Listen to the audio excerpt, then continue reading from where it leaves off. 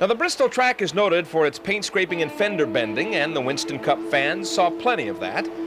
Darrell Waltrip in car number 11 and Dale Earnhardt in car number 2 shared the front row as the green flag fell at the Bristol International Speedway. And for a time, it looked like the Darrell and Dale show, with both drivers breaking away from the rest of the pack. The Food City 500 during the 1980s, Junior Johnson and Darrell Waltrip. Darrell has always said, my goal was to drive for Junior Johnson.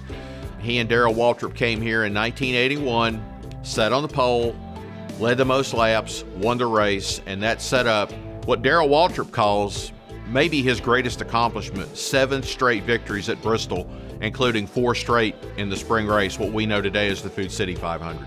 This weekend's win was Darrell's 30th career victory and pushed him over the $2 million mark in career earnings. The sport was really starting to catch on. The sport was really starting to go somewhere. The corporate sponsorship of the teams, the awareness of the drivers, there was starting to be some more national media exposure. Darrell was as good as anybody in using the media to reach out and annoy the other drivers.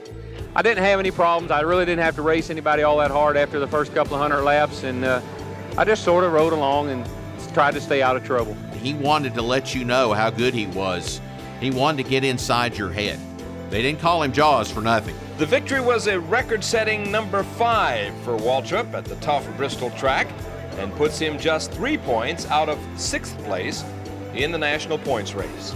He wasn't just beating second-class talent. I mean, he was beating some of the greatest drivers in the history of NASCAR and beating them like a drum. Several laps later, Darrell Waltrip wrestled his car into the lead again. The experts' predictions came true as Waltrip took the checkered flag at Bristol for a record-tying 7th time in a row. I think it was during that time that Bristol's profile rose, the sports profile rose dramatically, I think, on the national scene.